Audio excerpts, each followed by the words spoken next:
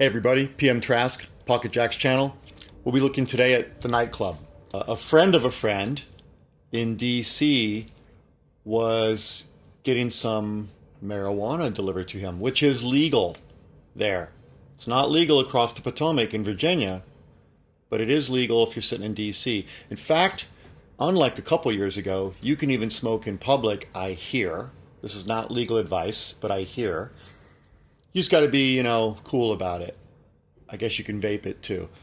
That apparently comes from a cop that said, don't put it in my face, and I won't give you a ticket. But by the way, even if you do put it like right in their face, like you'll get a misdemeanor ticket. But it's still delivered to your home, like a lot of things these days. And when the guy bought his weed legally again, the guy came to his door, knocked on the door, and delivered it like this. Here's your weed, sir. So apparently it's in here. And then the guy opened, okay, thanks. Probably went like this. How's that weight?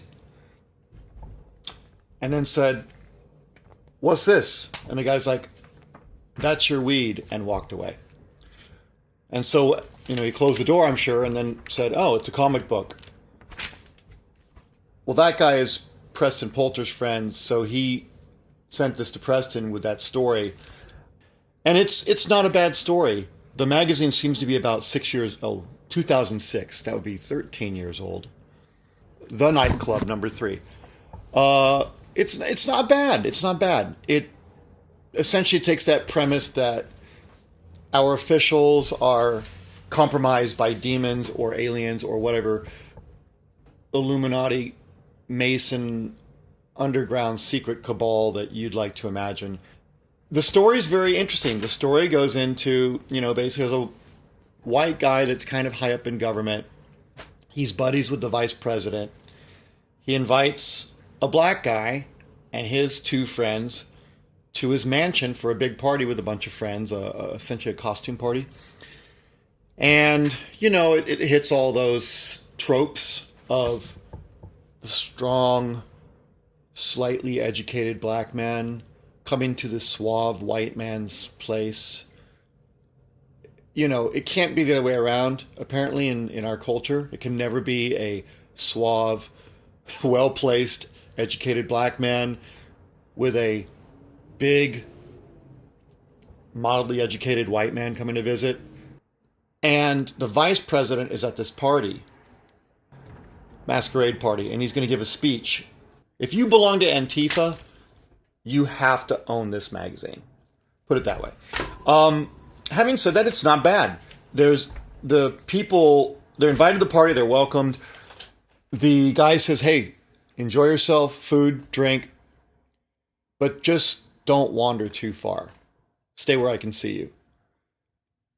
The other party goers seem to be, enjoying themselves, etc. One of them has Doc Ock arms, and he's getting food from the buffet with that. And the big athletic dude, the black guy, sorry, but how else can we describe it? Is like, what's that all about? And he's like, oh, these are really precise. And he goes, what does it run on? He wants to know the specifics. And the crazy white guy goes, they eat meat. And he asks him what, more details. And the guy goes, they weren't made by men. I guess at that time implying aliens, but by even a third of the way through the magazine, you realize they were made by demons. And this is really fascinating correlation. They don't really go into this in the magazine, but recently I've been looking at, we think that evolution and cultural progress is this more or less linear line. Sorry, from your perspective, upward. But, they looked all over the world and they're pretty sure now that pre-Atlantean times, whatever time that was, and I think it was about 11,000 years ago, human culture had reached a height where we're just now recovering that height. And if you look at things like the Nephilim, those are the giants.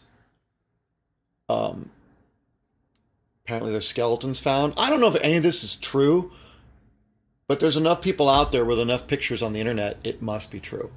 Um, anyway, those prehistoric times, meaning pre-written record, because the written records and the computer records, apparently even, that existed back then, or computer-like, we have a different kind of technology today, and we think it's the best. But apparently there were different kinds of storage devices for information and different ways to power things that weren't what we do, which is, electricity through wires that come from power plants. We're pretty sure that's the best thing that anyone could ever do. But apparently there were much better things. And just look up Tesla for your own interest if you want to know what those better things might be. And I don't mean the car company. I mean Nikolai Tesla, the scientist. I think he was Bulgarian. Check me on that. At any rate, the Tesla pole would just be in the center of your space, your room, your factory, whatever, and your devices would draw power from it, and there was no wiring. It took the power out of the ether, and it ran it off of something other than what we think power should come from. And I really don't know what that is. Magnetism, I suppose. The stuff that doesn't require a medium to transmit. So I'm going to go ahead and say subspace, because I like Star Trek. Maybe it's tachyons. Maybe it's neutrinos. I really have no idea what Tesla ran his energy off of. But it wasn't as marketable as power lines and electricity transmission. And by the way, even electricity transmission, Europe went with direct current and America went with 60 hertz AC, alternating current, 3-pole, alternating pole. And that was actually a big fight for a while about which was better. My whole point about all that information, guys and gals, is that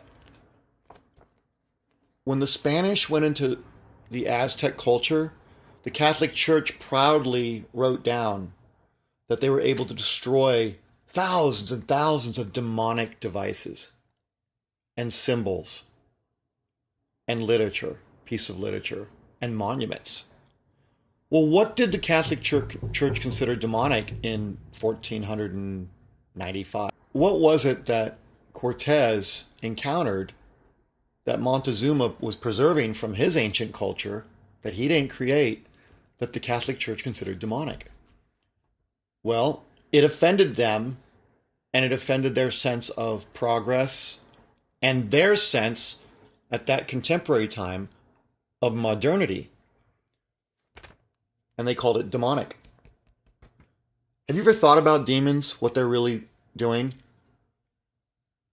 I've thought about this. I think they're time travelers. Hell, they could be us coming back from a very far future, or 500 years from now we might be that advanced and they're coming back. It could very well be that their horns are some kind of communication device. Like, it's kind of a hat, but maybe it's, look, in the future, everything's going to be in your body. Everything.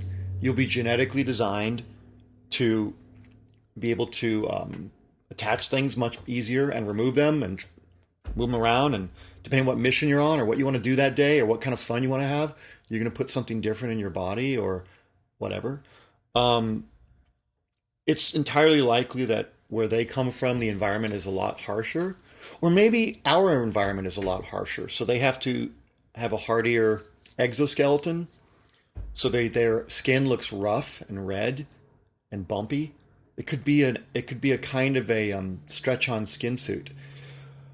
Have you also heard that demons had medallions?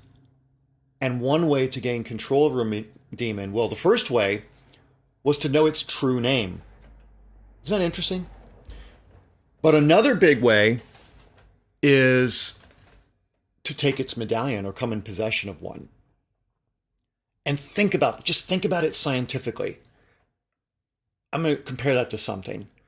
If you want to call somebody, if you meet somebody and you want to call them later to see if they want to go out, you're going to ask for their phone number. And think about just the world we live in. It's, 3-dimensional, 4-dimensional with time. And you can walk all over this earth. You could fly around it, drive around it, whatever. But if you want to find that one person, guys live in Los Angeles, if you want to find somebody again, ever, You have to have their phone number. And with that phone number, which you put into your phone, your cell phone, because you're a cyborg and you always have your machinery with you in this hand, then you have to enter that code. And then it's like, hey, this is Paul. How are you? And then the girl, guy, whatever it is you're interested in answers. And you are now communicating with them. And then you agree on a four-dimensional meeting position to physically inhabit together to then commence with the fluid exchange. So, in a weird way, I think demons, time travelers, whatever you want to call them, future explorers and spacemen, I don't know what they are, but something like that. Some kind of thing that we have a hard time putting into words. This emblem they have, this necklace with an emblem in it, apparently that is where their true identity resides. And their name is their true location. As in the Matrix. When Neo was in the Matrix, he wasn't in the Matrix. He was really on the Nebuchadnezzar, I think was the name of the ship, and his body was there, and it was vulnerable, but it was being protected by the crew and friends and what have you. Likewise, I'm guessing the demon isn't really here. I think the body's really here because that is constructed and ready for them to inhabit. And then they inhabit it through the purpose of the emblem, which tells you their true location. And they themselves, it's like a math number. It's like a locator device. But without it, they don't know where to go to get back. So if you take it from them, they cannot go home. And they don't particularly like it here. Everyone likes where they come from, almost always, better than where they're visiting. You enjoy visiting when you go visit a place, but you generally don't want to stay there. Think about that in a realistic way. They're here, they're going to rape and pillage and murder for a while and have a good time. And then they're going to leave because they get bored or they want to recharge or they want to go back and brag about what they did to their buddies, just like every other creature in this universe. But they can't go back if you take their locator device, their emblem, which may actually carry the essence to their astral soul, for all we know. And if you know their name, you could literally locate them, and you can locate them, go there.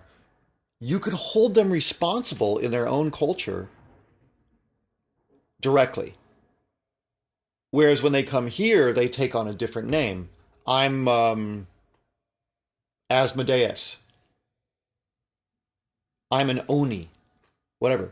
Whatever they call themselves here, that's not what they really are in their home culture. So if you know their true name and you have their essence, you got them by the short hairs. The people, as they screw around, they go too far in the mansion and they go through a portal. The girl actually is grabbed. It's pretty scary.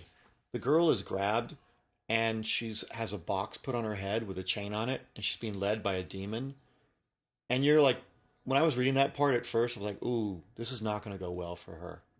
And she's going to freak out and at first you think she can't see outside the box, but then in a later panel, she can see outside and she's keeping her cool.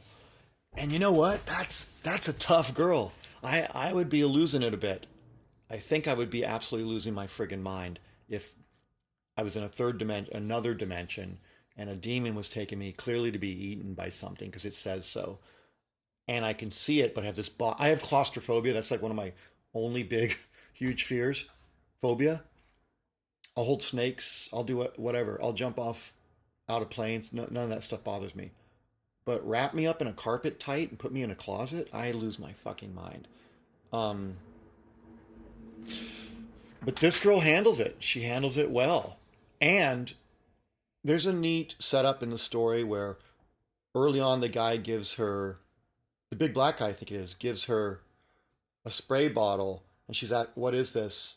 And he goes, it's bug repellent. The poor man's what is that girls use? Mace. The poor man's mace. And then later on she uses it not once but twice on demons. Apparently they are bugs. In fact, at some point, the vice president in the middle of the speech says, let's all take off our masks. And he reveals what he really looks like. Um, it's kind of an adventure story. The president is warned. There's another part of the story that's really cool. They have the airspace cleared above the president when he's in public, which is always true. The military identifies this threat, and they actually engage it with fighter planes, and the fighter planes lose. These are 2 or 3 demons that are flying in on their own wings. And the president's personal bodyguard, just like the current movie, 13 years in the future now, from this writing, says, sir, there's something up there. Let's get you to safety. And he's like, hold on a second. Let me look closer. And then, bam, the thing dives, and huge demon and smashes right through his chest, killing him. So now the vice president's going to be in charge of the country. The vice president reveals himself and encourages his compadres to reveal themselves, take off their skins. Later in the magazine, the last panel, he's reconcealed himself somehow.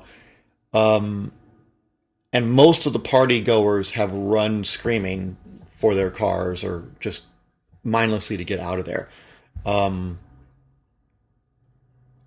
I like it. It's a fun magazine, and it's something different if you're looking for something different. Okay, have a good day. PM Trask. We'll talk later. Pocket Jack's channel. Support your local comic guys and gals. They're working real hard for you. And, like and subscribe. Okay, bye.